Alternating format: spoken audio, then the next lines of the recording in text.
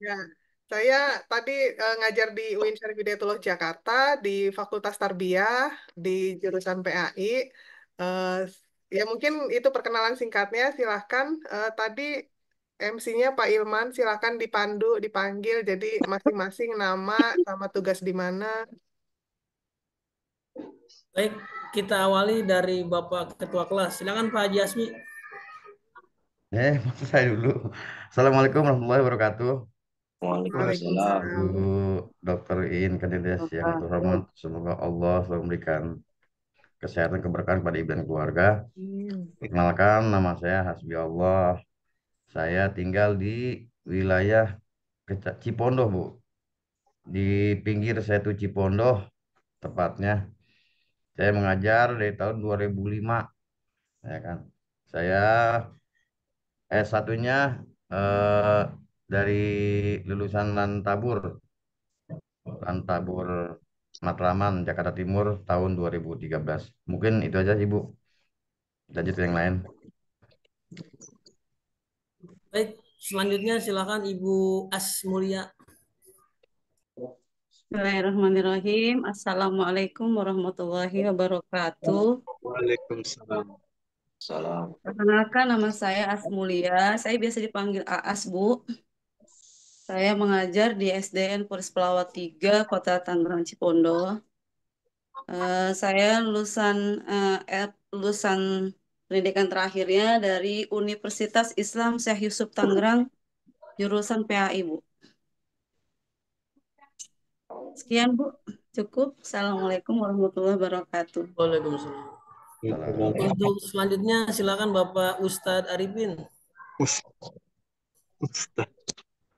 Assalamualaikum warahmatullahi wabarakatuh. Perkenalkan nama saya Ibu dosen, nama Wabarakatuh. saya Arifin. Saya lulusan S1 Universitas Satyagama Jakarta, tinggal di Kampung Koang, Jakarta Barat. Saya ngajar di SDN Jurumudi Baru, Kota Tangerang. Terima kasih. Wassalamualaikum warahmatullahi wabarakatuh. Waalaikumsalam warahmatullahi wabarakatuh. Wabarakatuh. Baik, selanjutnya Ibu Suryana. Ya. Assalamualaikum Bu dosen dan teman-teman semua. Nama saya Suryana. Saya tugas di SDN Kunciran 3 mulai tahun 2013. Saya dari lulusan kampus Bina Madani di Tangerang, Bu. Terima kasih. Wassalamualaikum warahmatullahi wabarakatuh. Mangga silakan dilanjut Ibu Lutfia. Assalamualaikum warahmatullahi wabarakatuh. Waalaikumsalam. Perkenalkan Ibu, nama saya Lutfia. Saya bertugas di SDN Tangerang 4. Saya lulusan Universitas Muhammadiyah Tangerang. Sudah Ibu. Assalamualaikum warahmatullahi wabarakatuh. Waalaikumsalam. Selanjutnya silakan Ibu Nurul Khofatuz Zulfa. Baik, terima kasih Bapak. Assalamualaikum Ibu dosen. Perkenalkan, nama saya Nurul Khofatuz Zulfa. Saya bertugas di SDN Karawaci 7, Ibu. Bimbingannya, terima kasih. Selanjutnya Ibu Siti Musyarofa. Baik, terima kasih Bapak. Assalamualaikum warahmatullahi wabarakatuh, Ibu dosen. Perkenalkan nama saya Siti Musyarofa. Saya sekarang bertugas di SDN Keroncong 1 dari 2005 sampai hari ini. Saya lulusan UIN Syarif Hidayatullah 2005. Terima kasih. Ya, baik. Terima kasih, Bu. Selanjutnya Ibu Ummu Kulsum.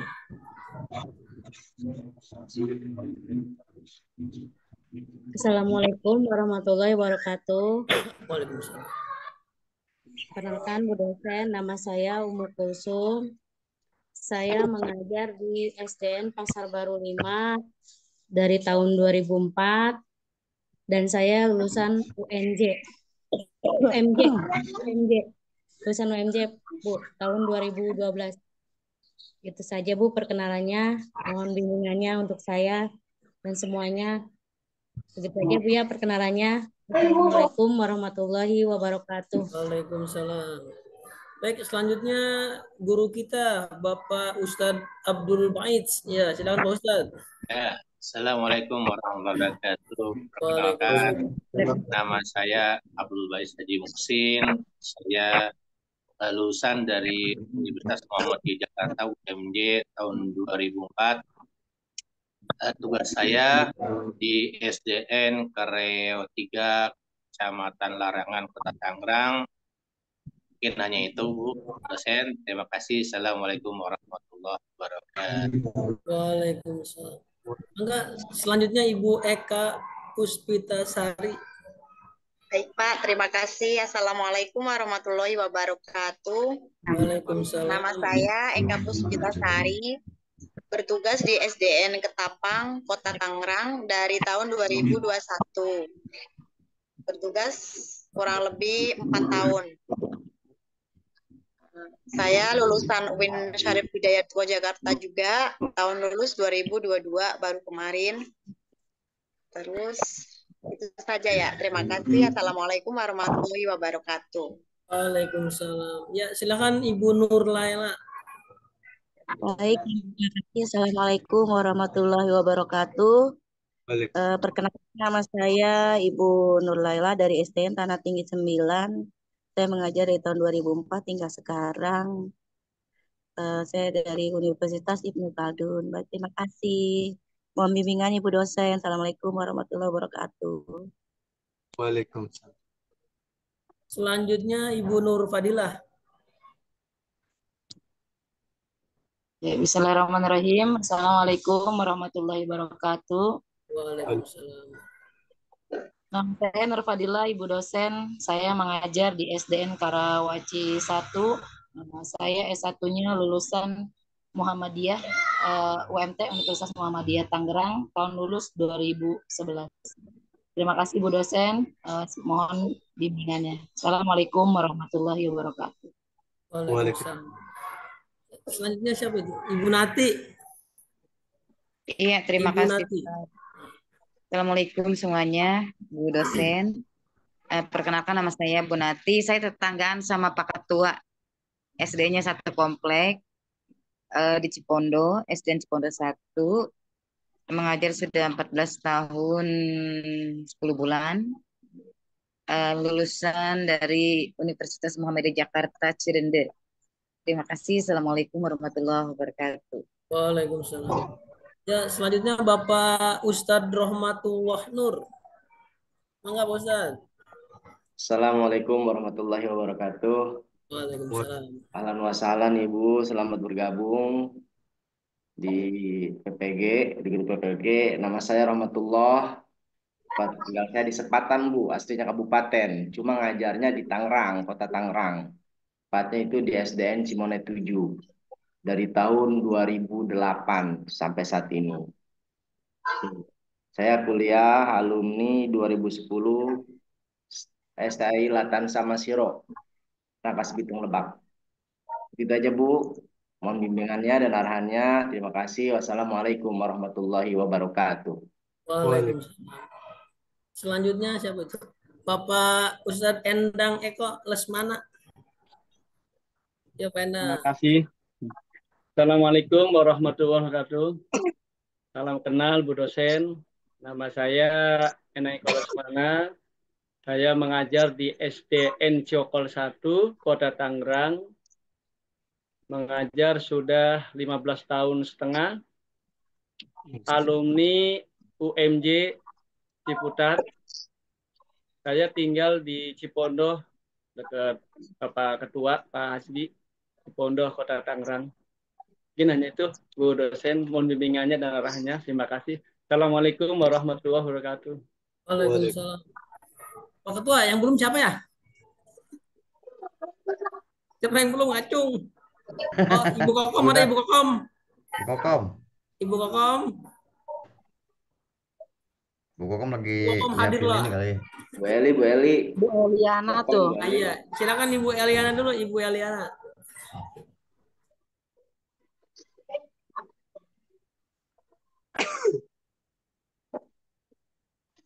Pak Bais mana Pak Bais? Baik, sudah. Sudah, jadi saya udah. Ya udah. Ya Ibu Eliana, silakan.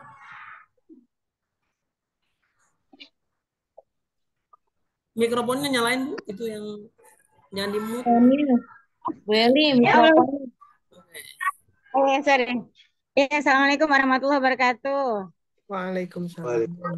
Nah, perkenalkan dosen di SDN Karawaci Pertugas mengajar sejak tahun 2010 sampai sekarang. Nah, baik itu aja yang saya sampaikan. Terima kasih. Assalamualaikum warahmatullahi wabarakatuh. Waalaikumsalam. Yang belum siapa ya? Neneng. Neng Cece, Neng Cece mana Neng Cece? Udah masuk belum? Ibu Belum, Neng belum, Cece belum. Ya. belum hadir. Udah langsung materi aja, langsung materi. Baik, mungkin Ibu dosen itu cukup sekian perkenalan dan selanjutnya mari kita bersama-sama dengarkan pemaparan materi dari Ibu dosen. Kepadanya kami silakan. Ya, terima kasih Pak Ilman, Bapak Ibu sekalian. Insya Allah setelah perkenalan ini mudah-mudahan mempererat silaturahmi kita ya. Jakarta, Tangerang kan deket ya. Kapan-kapan siapa tahu juga kita bisa bersua. Bapak Ibu sekalian, seperti yang sudah saya sampaikan di awal, karena ini modul 10, sepertinya tidak terlalu banyak kendala ya dalam upload modul. Namun demikian saya ini sambil melihat dan saya akan share screen ya. Ternyata walaupun sudah cukup familiar karena sudah yang ke-10, belum banyak juga yang upload ya Bapak Ibu. Ini saya share screen untuk yang kelas PAI 05. Ini nah baru sedikit ya. Yang KB1 baru 7 orang, KB2 4 orang, KB3 4 orang, KB4 2 orang. Untuk apa namanya pengiriman resume, eh, sepertinya sebelumnya juga kan Bapak Ibu sudah ini ya sudah mengetahui bahwa yang yang dikirim itu sebaiknya sesuai dengan pokok-pokok materi ya. Ini saya buat contoh yang sudah ini yang KB4 nih. KB4 yang ini aja nih Bu Nur Fadilah ada? Bu Nur Fadilah bagus nih. Jadi sangat kreatif ya. Ada peta konsepnya, warna-warninya gitu. Kemudian ini paling tidak kan di pokok materi yang perkembangan Islam di Indonesia ada 4. Jadi bagaimana masuknya Islam di Indonesia, terus ada strategi Wali Songo, perkembangan Islam di Indonesia dengan pemikiran tokoh-tokoh Islam di Indonesia. Ini saya lihat sudah lengkap, jadi saya beri nilai besar. Itu satu, terus singkat aja terkait ini, kemudian analisa bahan ajar. Analisa bahan ajar sebetulnya kalau dikontrak kan besok ya Bapak Ibu, cuma saya buka semua instruksinya. Bisa saya mute dulu ya. Ya. Nah, ini contoh misalnya yang sekarang ya, PAI 05. PAI 05 ini, nah analisa bahan ajar, ini instruksinya sudah saya buat semua, tapi belum ada yang mengumpulkan karena memang bukan hari ini. Tadinya saya berharap hari ini modul-modul resumenya sudah, namun mungkin kita masih ada kesibukan lain ya. Ini yang analisa bahan ajar, ini silahkan pilih salah satu. Bapak Ibu sukanya tema yang mana? Kalau yang tema 1 tentang Khulafaur Rasyidin, tema 2 tentang Bani Umayyah Abbasiyah, tema 3 itu tentang apa Islam di Indonesia ya. Tema 4 Ya. tentang ini, 4 benua itu loh, Islam di dunia gitu. Nah, tapi saya menawarkan alternatif lain. Silahkan kalau mau apa namanya menggunakan bahan ajar yang ini tentang Khulafaur Rasyidin. Saya minta nanti ketika Bapak Ibu mengupload, tolong ditulis gitu yang dianalisa bahan ajar keberapa. Misalnya apakah bahan ajar yang kedua kita lihat jurnal misalnya disebutkan jurnal apa gitu kan. Ini misalnya temanya Bani Umayyah dilihat dari 3 fase atau misalnya dari video. Nah ini videonya nggak bisa. Atau yaitu misalnya yang alternatif dari saya, analisa bahan ajar yang video pembelajaran ini. Silahkan salah satu aja. Kemudian, nah yang ini yang agak berbeda, yang tugas PJBL, PBL ini saya menyesuaikan dengan instruksi yang ada di laman Space PAI 05. Nah, PAI 05 itu di situ penyusunan rencana aksi, evaluasi, dan refleksi terhadap pilihan pemecahan masalah, langkah, solusi, dan rencana aksi. Jadi ada 4 poin di sini. Menyusun rencana aksi, ini apa namanya ketentuannya yang ABCD ini ya Bapak Ibu. Jadi dalam bentuk proposal kegiatan tentang pengembangan materi ajar. Singkat aja Bapak Ibu, karena waktu kita terbatas, sementara tugas-tugasnya banyak. Singkat aja, mungkin 1 sampai 2 halaman ya. Kemudian proposal kegiatannya memuat 5W1H. Ini seperti jurnalistik ya. When, what, where. Terus yang H-nya ini kan how ya.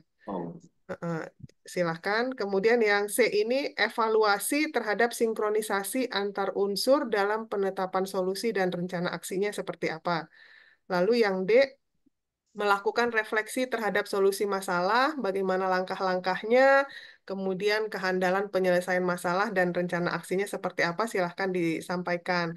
Nanti untuk upload ya Bapak Ibu sudah paham ya, silahkan nanti di-upload. Nah, terus Bapak Ibu karena instruksi ini sudah saya keluarkan semua, maka sebetulnya sudah bisa dikerjakan oleh Bapak Ibu. Kenapa saya keluarkan di hari pertama supaya bisa menyesuaikan dengan kesibukan Bapak Ibu. Misalnya hari ini lagi rempong banget sehingga tadi resumenya baru beberapa yang menyelesaikan. Tapi mungkin nanti malam atau besok subuh bisa maksimal, silahkan bisa dikerjakan semaksimal yang Bapak Ibu bisa. Dengan catatan kita itu kan kontraknya itu sampai tanggal 23 November ya Bapak Ibu.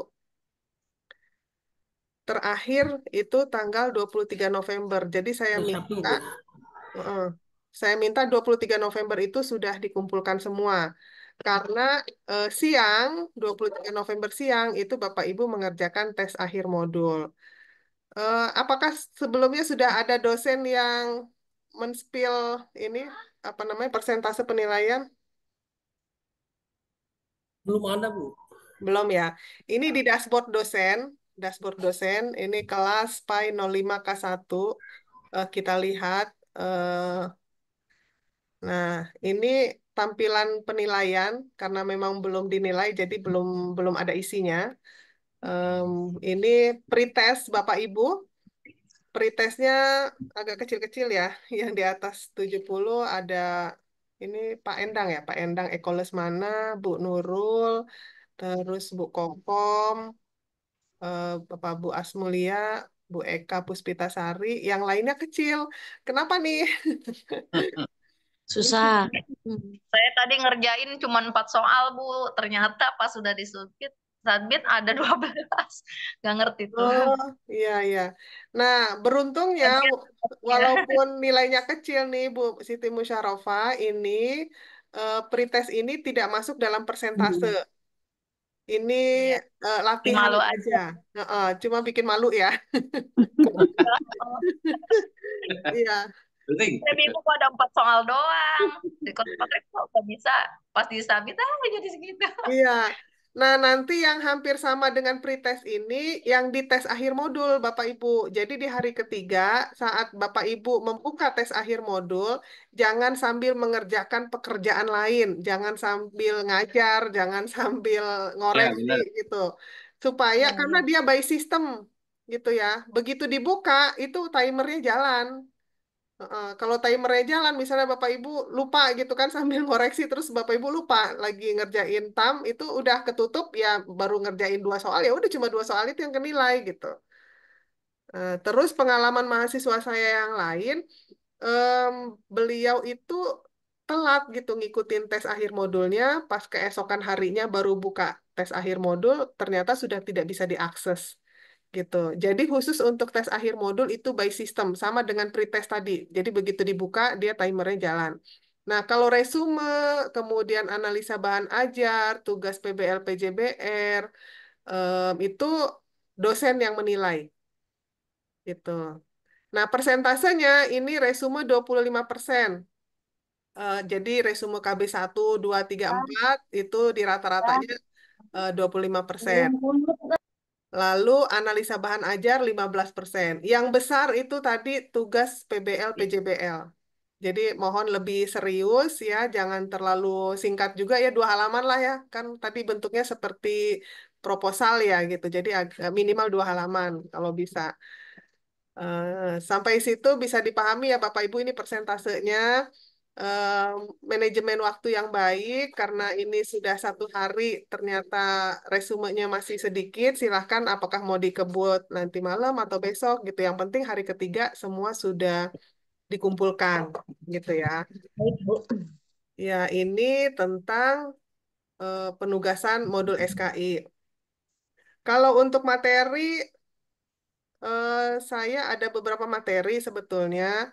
Em, apakah diperlukan untuk penyampaian materi atau Bapak Ibu sudah merasa cukup? Silakan ya, Bu. Ya, kita tadi sampai jam 5 ya. Kesepakatan Ya, kita sampai jam 5. sedikit boleh Bu buat nambah-nambahin ini Iya. asupan Ya, silakan Bu materi. ya, menambah-nambahin Bu. Ya, Materi dunia, Bu. Materi SKI dunia. nah ini ya. Request. Iya, SKI Dunia. Karena kalau yang lain kan agak familiar ya. Kalau yang SKI Dunia ini sebetulnya lebih kontemporer sih ini. Eh, nah, ini di Amerika ini kita tahu mereka ini kan seperti apa ya, mengagung-agungkan HAM, kemudian kayaknya yang paling apa, yang paling paling penegak HAM lah. Padahal sebetulnya mereka sendiri itu kan sangat diskriminatif ya, diskriminatif terutama untuk ras-ras kaum berwarna ya, terutama di sana misalnya yang banyak itu orang Afrika. Terus termasuk juga dari Asia juga mereka agak memandang sebelah mata gitu ya. Nah, jadi ini juga sebetulnya dilatar belakangi dengan adanya sistem perbudakan ya. Zaman dulu itu sistem perbudakan di Amerika ini sangat mendominasi. Mungkin dulu ibu-ibu kalau suka nonton film kayak sinetron tuh yang Little Missy gitu. Itu kan apa background ceritanya itu kan tentang perbudakan ya. Iya. Jadi ya kira-kira seperti itu di Amerika zaman dulu. Nah, kemudian terkait dengan perkembangan Islam di Amerika, di Amerika itu yang paling banyak memang Kristen ya, ada juga Yahudi gitu. Nah, sekarang ini Islam sebenarnya di Amerika itu cukup berkembang ya, terutama karena adanya imigrasi, perpindahan penduduk dari negara lain ke negara Amerika itu sekitar 77,6%, kemudian hanya 22% yang keturunan yang lahir di daratan Amerika. Nah, masuknya Islam ke Amerika ini ada beberapa pendapat ya dari para ahli. Yang pertama mengatakan bahwa eh, pelaut-pelaut Muslim ini pertama kali menyeberangi Samudra Atlantik, kemudian dia tiba di pantai Amerika. Nah, terus ada juga yang sangat familiar ya, bahwa penemu benua Amerika itu kan Christopher Columbus, itu yang sering kita dengar gitu ya. Nah, sebetulnya selain Christopher Columbus itu juga dia dibantu oleh navigator gitu ya. Kemudian ada pembantu-pembantu muslimnya gitu ya. Ya, pembantu muslimnya itu dari kalau zaman dulu mungkin nyebutnya budak ya, di Andalusia, kemudian di Maroko. Tapi memang yang namanya sejarah, Bapak Ibu, sejarah itu miliknya para penguasa. Bahkan di Indonesia juga kalau Bapak Ibu memperhatikan, biasanya sejarah di Indonesia itu kan istana sentris ya. Yang ditulis dalam sejarah itu kan hanya apa raja-rajanya, apa keturunan rajanya gitu. Sangat sangat mustahil dan sulit sekali ditemukan misalnya cerita-cerita tentang rakyat biasanya sebagai tokoh utama dalam kisah sejarah itu gitu. Karena memang ya begitu, yang berkuasa yang punya apa punya privilege untuk menulis sejarah gitu kan. Nah, kemudian rujukan lain juga adalah Amerika itu terkait dengan sejarah perdagangan budak ya di Amerika Serikat. Dan sebagian besar dari budak itu juga adalah budak-budak yang dari kaum Muslim terpelajar gitu. Kemudian, nah ini untuk perbudakan di Amerika itu melalui 5 gelombang. Gelombang pertama itu tahun 1875 sampai 1912. Dia umumnya pemuda desa yang tidak terpelajar dan tidak punya keterampilan. Asalnya itu dari Syria, Yordania, Palestina, Libanon gitu kan. Kemudian biasanya orang berimigrasi itu kan karena keadaan ekonomi ya, dan berusaha untuk mendapat penghidupan yang lebih layak. Mungkin kalau dianalogikan dengan di Indonesia, eh, Bapak Ibu perhatikan biasanya habis Lebaran itu kan banyak orang yang dari kampung datang ke kota gitu ya, dan tidak semua orang dari kampung yang datang ke kota itu dengan pendidikan yang bagus gitu kan.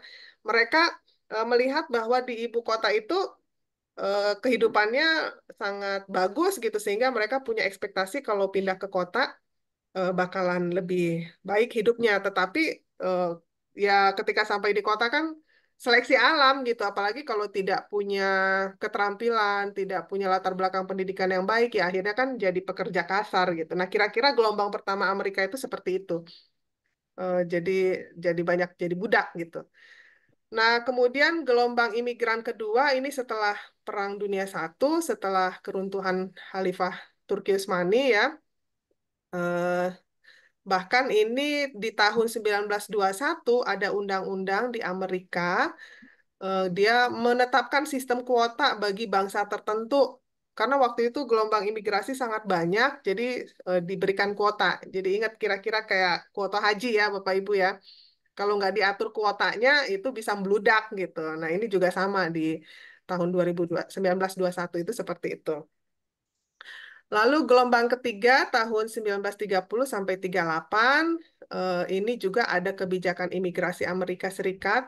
Jadi diprioritaskan bagi orang yang sudah punya keluarga yang ada di Amerika. Jadi boleh dia bawa orang kampungnya datang ke Amerika kalau sudah ada yang menetap atau berdomisili di Amerika gitu. Kalau dia baru merintis, belum punya keluarga yang atau saudara yang tinggal di Amerika, dia nggak bisa masuk. Lalu gelombang keempat itu tahun 47 sampai 60 peningkatan besar jumlah imigran. Ini sama di tahun 57 juga ada kuota gitu ya untuk setiap negara gitu.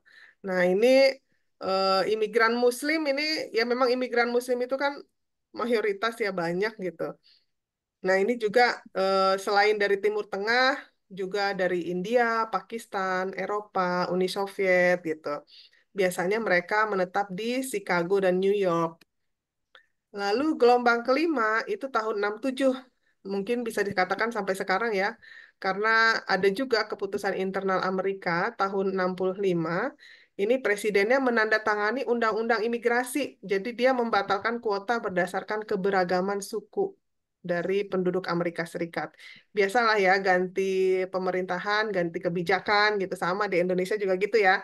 Ganti menteri pendidikan, ganti kurikulum, ganti kebijakan. Yang rempong guru sama dosen ya, Bapak Ibu, terutama guru nih. Harus selalu menyesuaikan. Semangat ya Bapak Ibu. Kemudian perkembangan Islam di Amerika saat ini sudah mulai banyak ya tempat-tempat, baik itu tempat peribadatan, baik itu juga perguruan tinggi ya. Misalnya perguruan tinggi American Islam College, kemudian juga universitas lain juga banyak ya. Ada di Chicago, di Columbia, di Harvard, di California dan lain sebagainya. Ini eh, menunjukkan bahwa studi tentang Islam itu sangat menarik gitu ya, dan Bapak Ibu juga perlu berbangga bahwa sekarang ini orang Barat, orang Eropa itu sangat tertarik dengan Islam di Asia Tenggara. Jadi perkembangan Islam yang pesat itu sebetulnya di Asia Tenggara dan tentu saja di Indonesia, Bapak Ibu. Makanya di UIN Jakarta itu sejak tahun berapa tuh ya, udah puluhan tahun tuh ada namanya PPIM, Pusat Pengkajian Islam dan Masyarakat, itu mengkaji tentang bagaimana Islam di Indonesia. Islam Islam di Indonesia dengan di negara lain agak berbeda ya. Kalau di Indonesia itu banyak ormasnya ya Bapak Ibu ya. Mungkin Bapak Ibu juga ada yang bergabung di dalam ormas. Eh, di ormas perempuan aja itu yang terdaftar itu sekitar hampir 50 ormas perempuan. Kalau yang tergabung di MUI itu kurang lebih hampir 100 gitu ya. Jadi banyak sekali ormas-ormas Islam. Bahkan ormas Islam itu juga mempengaruhi ya kehidupan beragama di Indonesia. Contoh kecil misalnya ketika menentukan eh, Idul Fitri, menentukan awal puasa, itu kan beda-beda ya, kadang beda sehari, kadang beda 2 hari, jadi nggak kompak. Tapi kalau di pemerintahan lain, misalnya kayak di Saudi Arabia, begitu rajanya ngomong tanggal sekian, ya udah semua seragam gitu. Nah kalau di Indonesia itu unik gitu, unik banget. Lalu populasi Islam Amerika ini selalu berkembang ya, ini datanya tahun 2015 ini berarti udah eh, perlu diupdate ya. Jadi tahun 2015 aja sudah ada sekitar 322 juta gitu. Dan prediksinya sebelum tahun 2040 Islam ini bisa saja menjadi agama kedua terbesar setelah Kristen gitu. Dan ini mereka sangat sangat khawatir gitu ya. Saking khawatirnya, makanya itu banyak berkembang di Amerika itu Islamofobia ya. Kayaknya mereka takut sekali sama Islam gitu. Bahkan Islam itu diidentikan dengan teroris gitu dan lain sebagainya. Lalu kita pindah benua di Australia. Nah, ini menarik ya Bapak Ibu. Kalau kita belajar sejarah kebudayaan Islam, Islam itu masuk di berbagai benua, baik itu benua Afrika, benua Eropa, terus benua Asia. Yang belum sempat masuk itu hanya di benua Australia pada masa kekhalifahan Islam, ya. Nah, itu nggak pernah sampai ke Australia. Nah, dia baru sampai ke Australia itu justru dibawa oleh orang-orang dari Sulawesi Selatan, orang Makassar gitu. Nah, jadi kalau Bapak Ibu ingat peta Indonesia di bawahnya itu kan peta Australia ya. Jadi sebetulnya deket gitu ya. Jadi kalau nyebrang naik kapal atau ya kan kita ini kan terkenal dengan pelaut ya, nenek moyangku seorang pelaut gitu saking ininya jadi nah mereka itu bahkan berlayarnya itu sampai ke Australia. Tadinya ke Australia itu tujuannya adalah untuk cari teripang Bapak Ibu. Jadi apa yang teripang itu kan mahal ya, mahal banget. Nah, ketika mereka mendarat biasanya kalau pelaut-pelaut itu kan kalau dia berlabuh itu tidak sebentar, nggak cuma seminggu, 2 minggu, tapi mungkin bisa bulanan, bisa tahunan gitu kan. Nah, berinteraksilah dengan masyarakat aborigin di sana, berinteraksi dengan masyarakat-masyarakat Australia, dan akhirnya terjadi perkawinan gitu ya.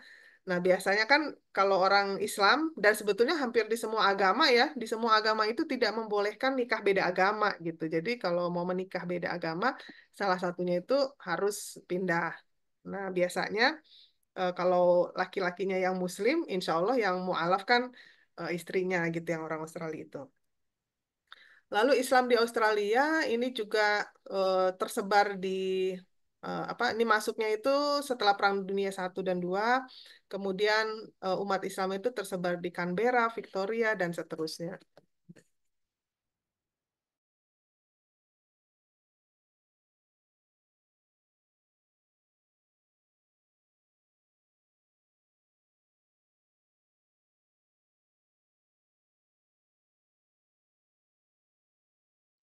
Ya, kita lanjut.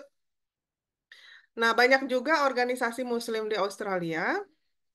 Ada AFIC, ada Federation of Islamic Societies dan lain-lain, termasuk juga ada majalah ya. Jadi zaman pembaharuan Islam itu banyak sekali menerbitkan majalah-majalah gitu ya, termasuk juga di Australia. Ini kegiatan-kegiatannya jadi sangat menarik ya. Jadi karena kan orang Islam ini terutama kalau mengkonsumsi daging kan harus halal ya, dengan membaca basmalah misalnya waktu menyembelih. Nah, dengan adanya organisasi-organisasi Muslim di Australia ini sangat membantu gitu ya, terutama untuk mengadakan perkawinan secara Islam, kemudian mengangkat imam masjid dan lain sebagainya.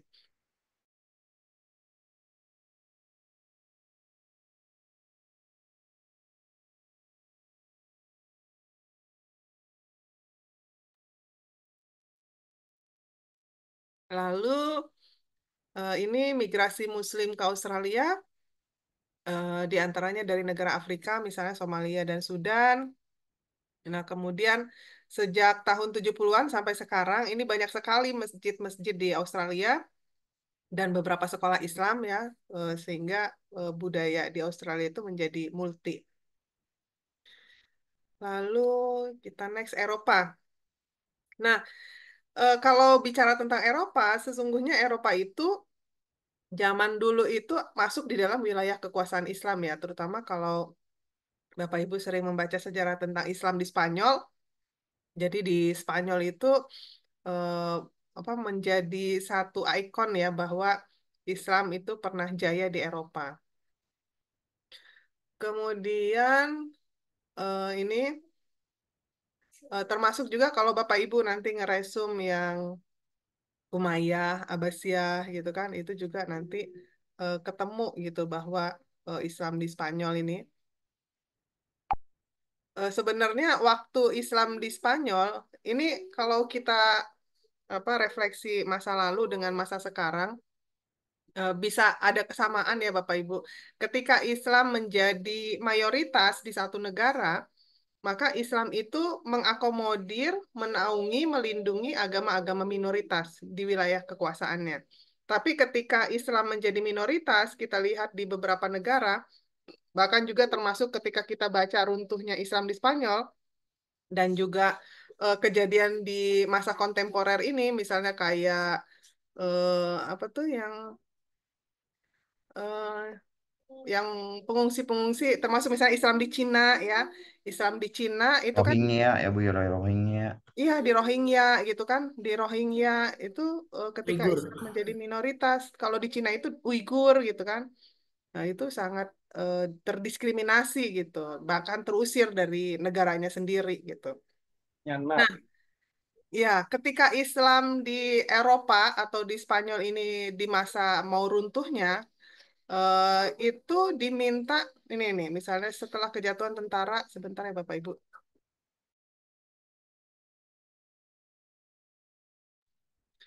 Nah, jadi Raja Spanyol Ferdinand ini kemudian menikah dengan Ratu Portugal Elizabeth. Ini melarang segala bentuk aktivitas dakwah Islam. Nah, jadi ketika Kristen menguasai Spanyol, terus kan Islam kalah tuh. Jadi masyarakat Islam diminta untuk dua opsi. Kalau dia masih mau memeluk agama Islam, maka dia harus keluar dari Spanyol. Tapi kalau dia mau tetap tinggal di Spanyol, maka dia harus murtad gitu. Nah, kemudian eh, pada masa awal-awal masih ada juga orang yang sembunyi-sembunyi gitu. Jadi mengaku beragama Kristen, tetapi dia eh, apa sebenarnya masih Islam gitu. Jadi dia tetap sholat di dalam rumah gitu kan, tetap puasa gitu. Tapi begitu keluar rumah seolah-olah dia Kristen. Nah lama-lama ketahuan gitu, ketahuan, kemudian ya dihukum dengan keras gitu ya. Sampai akhirnya di Spanyol itu betul-betul semuanya habis, orang Islam habis gitu. Jadi yang murtad beneran gitu. Karena resikonya kalau ketahuan ya mereka mendapatkan hukuman yang keras, bahkan juga dibunuh gitu. Oke, terus Islam di Prancis ya. Ini sejak abad 20 dan 21 ini menjadi salah satu dengan komunitas muslim yang besar di Eropa ya. Kemudian di Belgia ini contoh-contoh negara di Eropa ya Bapak Ibu. Bahkan di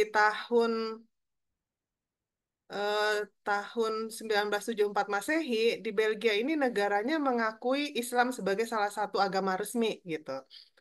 Contoh kayak di Indonesia kan mengakui ada enam agama gitu ya. Nah di Belgia ini tahun 74 dia sudah mengakui bahwa Islam itu agama resmi. Bahkan di tahun 75 ini agama Islam itu mendapat porsi tersendiri di dalam kurikulum gitu. Lalu di Jerman. Nah, di Jerman ini sama ya, sangat berkembang juga ya. Bahkan juga ada organisasi Islam namanya Zentrum, dipimpin oleh orang Turki. Kemudian masjidnya juga sudah cukup banyak, lebih dari 600-an gitu. Lalu Afrika, nah ini benua Afrika. Benua Afrika ini lebih tua lagi Bapak Ibu. Jadi kalau Bapak Ibu baca sejarah Islam, itu Afrika itu termasuk yang awal-awal masuk kepada wilayah kekuasaan Islam. Bahkan sejak masa Rasulullah, Islam itu sudah sampai Afrika. Dilanjutkan masa Khalifah Umar, masa Khalifah Utsman, masa Khalifah Umayyah, dan dinasti-dinasti kecil di Afrika Utara. Nah, Islamisasi Afrika sejak masa Rasulullah ini misalnya sejak tahun kelima dari kenabian, Rasulullah ini memerintahkan beberapa orang sahabat untuk berhijrah ke Ethiopia, dulu namanya Habsyah, gitu.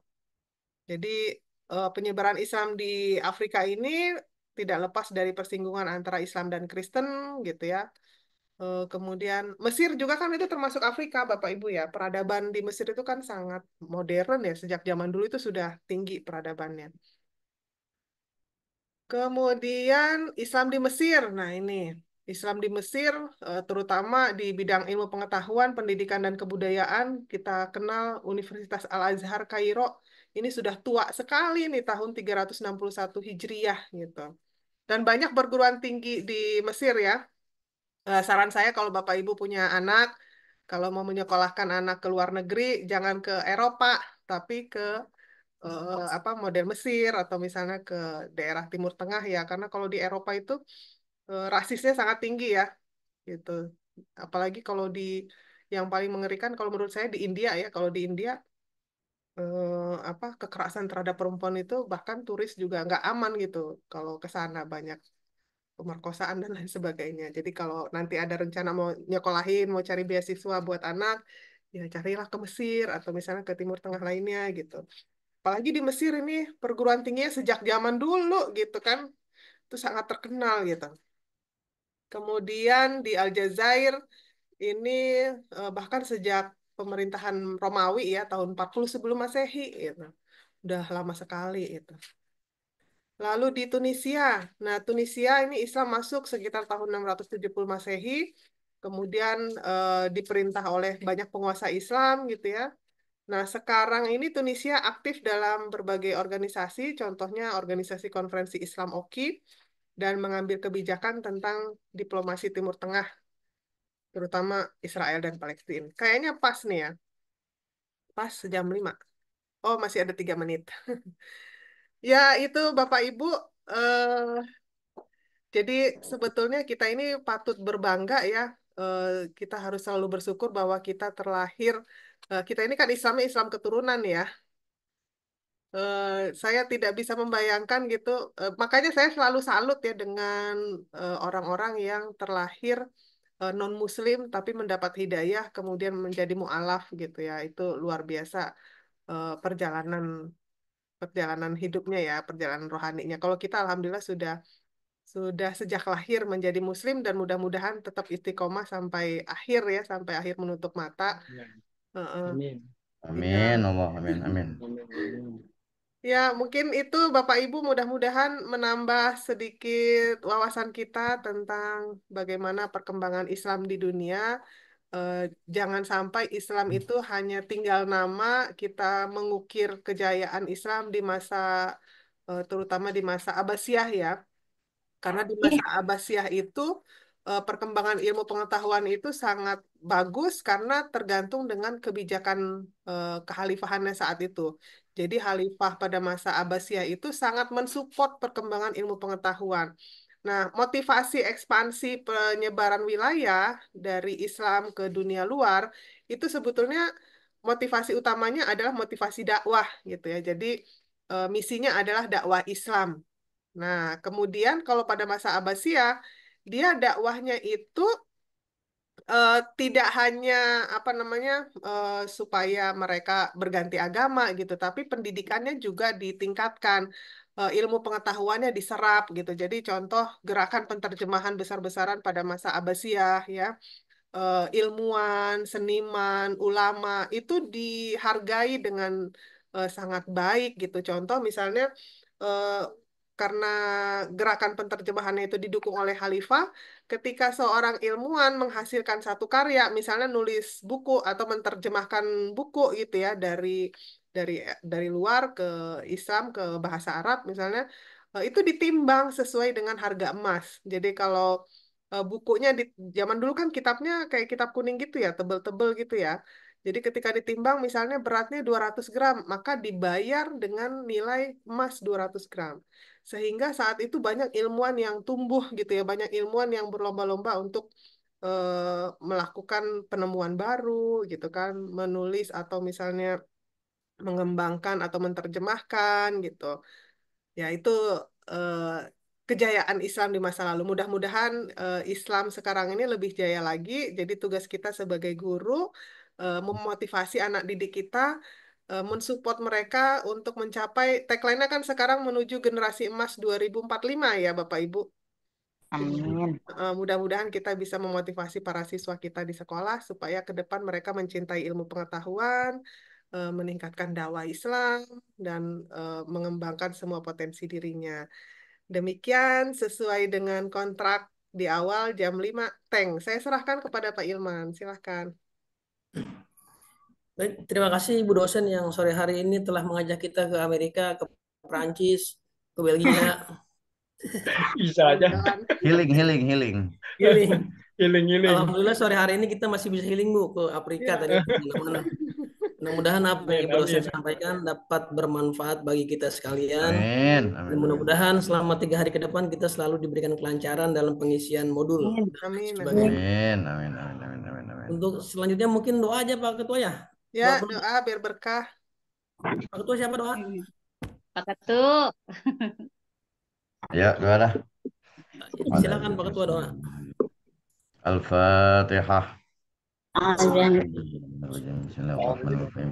Alhamdulillahirabbil alamin arrahmanir rahim maliki yaumiddin iyyaka na'budu wa iyyaka nasta'in ihdinas mustaqim siratal ladzina an'amta 'alaihim ghairil maghdubi 'alaihim waladdallin amin wa rabbana karim Allahumma bihaqqil fatihah wa bisirril fatihah wa bi karamatil fatihah wa bi syafa'atil fatihah wa bi izzatil fatihah wa habibil fatihah ya farajan laka syifal gham ya bil farham Allahumma inna nas'aluka ilman nafi'a wa amalan mutaqabbala wa rizqan katsiran halalan thayyiban mubaraka bi rahmatika ya arhamar rahimin rabbana atina fid dunya hasanah wa fil akhirati hasanah wa qina adzabannar wa sallallahu ala sayyidina Muhammad wa ala alihi wa sahbihi wasallam walhamdulillahi rabbil alamin